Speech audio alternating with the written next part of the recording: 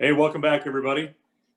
Welcome to the Hashknife Ranch. And Calen and I are going to do another episode of In the Chute. What do you got? All right, so for today's round, we've got hunting season and livestock.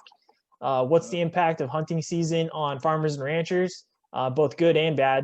And then obviously on the livestock themselves when hunters may or may not take that shot. Well, I mean, this is a lot of information that one could cover on this. Mm-hmm. Well, fact is, we just went to market with our calves and had all of the cows there when we gathered and brought them home from the summer pasture from the lease we got over there. That also happens to be in a fish and game hunting. It's called block management, where it's a block of ground that public hunting is allowed, and the owners are compensated for it. And I mean, that's just part of our deal that you have to be aware of that. There's going to be hunters in there. Or could be issues, but during the fall,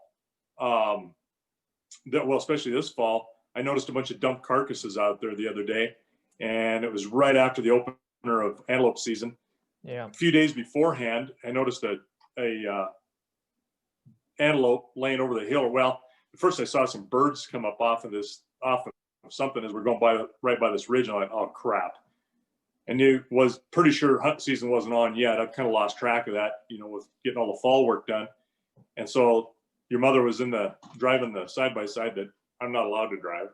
Anyway, so I get out, walk over, and here's a carcass. Sure enough, it was before season as I checked out. And I'm looking at it, and I'm looking where it would have come from possibly, and hearing some splotches of blood where it had been shot. It was obviously a shot kill, high contact, high velocity weapon. Wasn't a bow where they're just bleeding all the time and then they'll stop and go. But this was blown out. Some of my old, forensic skills when I was a game warden. But anyway, it was another 100 yards beyond the gate. And so fast forward to the other day when we're gathering cattle, bringing them in, all of our cows are there. You assume the calves are there because they're going to stay with the cows for the most part. And we gathered, brought them in, counted all these cows out. And I'm looking at cows and I'm looking at calves. And then we start sorting, and all of a sudden we're short a steer. And I'm looking at a specific steer, and I figure out which one it is by the tag number. Well, it's one we were going to save as a butcher steer because he's good sized, large. And I'm like, what is going on? And so we went to town with everything. And then yesterday, I come back after the sale and saddled up, and I started riding that pasture, 2,000 acres, and it's timely. It's getting cold, snow, wind, and it was miserable. But I'm riding all of the spots, along waterways, where if something's sick, it's going to lay down or be close to the water. Some of the draws where they travel, along fence lines, and I could see where some hunters have been hunting and walking in there, but I didn't find him yet. And now we've got, as of the time I quit last night was right at dark. I got back to the trailer and put that horse in it. But at that point, it was snowing, wind blowing. My feet, I couldn't feel them anymore. My hands were cold. I was freezing up, but I was trying to get as much riding as I could, try to find this thing, hopefully fast before the snow hit. Now we got a bunch of snow this morning and wind's blowing and it's drifting. So it's like, it doesn't even make any sense to go out there. If he's laying there dead, then he's covered up. So I'll wait until it's supposed to get up in the mid 40s later in the week, and I'll try it again. And if I can't find him, then I might get your brother to climb an airplane with me and fly that and see if we can't. It's got to be done. Somebody's got to fly. Yeah. So just use it as an excuse. But I mean, I'd like to know. And maybe he's in through the neighbors. I'll get a hold of some of the neighbors too. I doubt it is a calf that was on a cow, not weaned. She didn't look like she had a heavy bag, like she'd not been sucked for a while, his mother. So I'm not sure what's going on there, but real possibility that, just like somebody shooting that antelope ahead of season, they'll shoot animals. You get some jackasses that will do that for whatever sport. It's not sporting, but it happens. So well, and I think there's a lot to unpack there. So there's a couple of things, like you said. this has happened. Freak accident, natural, either lightning strike, probably Yeah. not this time of year, but maybe Nope. something inside, internal, whatever.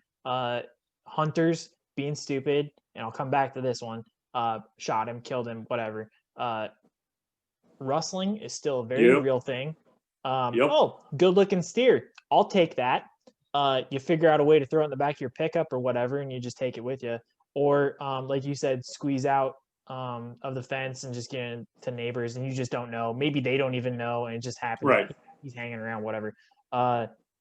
That's like essentially that's the best case scenario right now. Yeah. But going back to the hunters, there's been, especially right now, there's been if you go on Egg Twitter, AG, I know I have a horrible northern accent, Egg Twitter. We don't have an accent. Everybody else has an accent. Trust me, you go down here, I got an accent. But there's been a lot of guys, they've been showing videos of bows, just random bows of not bows, arrows, just random arrows that the archers have shot into the butt end of a horse, the gut of a horse. Same thing with cows. Probably goats and stuff aren't as prevalent, but I'm sure it happens. But it's so, one, it's aggravating because you're like, are you kidding me? Especially as a fellow hunter, I know what I'm seeing. I'm not going to just shoot at something because I feel like it. Second, if you're doing that, you need to probably figure out what you're doing and realize that you're impacting not just yourself, but another life and then another human being. It's unethical, immoral, and also, guess what? Illegal. And you're ticking all the boxes to get yourself hurt, because there's going to be people who are not as patient as me that will probably come after you and hurt you. Because I know people, they'll hunt you down. Better be careful. You know what? I'm old. I'm cranky. I don't have a hell of a lot left to live for. Yeah. I would love to find somebody who's doing that. If that was the case, but I'm optimistic that, he's just through a fence, or, something happened, but that's my point is, you're doing all these wrong things. And then to boot, essentially, you might end up getting karma to come back and bite you, just because of the way it is. And you better be careful, because, again, it's a loss of money, loss of life. You're impacting another person. It's just, come on, man. And then on top of that, like, going back to seeing arrows in the sides of animals, I got it. Like, it may not always kill them, but there's other stuff. If somebody's going to spend the money to try and save that animal, I don't know if we're going to do it, but there's some people that would spend money to try and surgically remove it. Guess what's going to have to happen? You're going to have to take the animal to town. You're going to have to get them to the vet and do an operation where they're going to literally cut the animal open after putting them to sleep, putting all the intricate pieces of intestines and stuff, sewing it together. Then you're trying to worry about infection. And looking at us, I'll probably spend 90 cents on a round than I will on the thousands of dollars to save that animal. And because I'm going to end up going in the hole financially, because I'm going to try and save one animal. So it's like, well, and that's that's actually something that we could talk about later is euthanasia. When do you decide to do it? But you're right. It's a business decision. Yeah. But it depends. Is it a horse or is it a cow? Can I do the work myself? But still, it's not necessary. It should never happen in the first place. But if it was somebody that come along and saw that 600+ pound steer, that's like knocking down an elk. Yeah. You quarter an elk pretty fast. That'll feed a family. Yeah. Oh yeah. That's a lot of meat. You're talking a couple 100 pounds of meat there, 200 pounds of meat anyway on a 600 pound animal. So and if they did, and that's what it was, they got a good eye, because I had that animal picked out for a butcher steer. Like, Christ. So I think transitioning, that's the negative. Let's go to the positive real quick. So the positive is, we've had good relationships with fellow ranchers and friends before. You keep that positive relationship as a hunter, you can come back year after year. they want you a lot of the times, especially if there's elk in the area or antelope. Uh, Antelope's going to ruin fences. Elk will jump over them, but they'll ruin your hay. So Well, it's the just nice to come elk will, back and get them and yeah, kind but of, elk will just go through a fence too. I mean, they'll just, when they spook, they'll just one of them will knock it down or not go as high, and pretty soon they've got a half a mile of fence destroyed. Antelope too, deer too. Antelope don't eat haystacks, but deer and elk sure do. Yep. So it's about controlling numbers too. What's tolerable, because you're feeding those animals too, and you're in competition with your cattle. But wintertime, I don't mind the antelope so much. Wintertime, they're browsers. They're eating that sagebrush and some of that stuff too. They eat grass. There's no doubt. But Well, and I think that's the difference between probably us and farmers, because the farmers get really upset at the antelope because they go through the crops like crazy. grain, yeah. And they're like, nope, just shoot them all. Because I know a family that I went to school with, I graduated with one of their daughters. They hate antelope. Right. They hate them with a passion. They're like, oh, you want to kill antelope?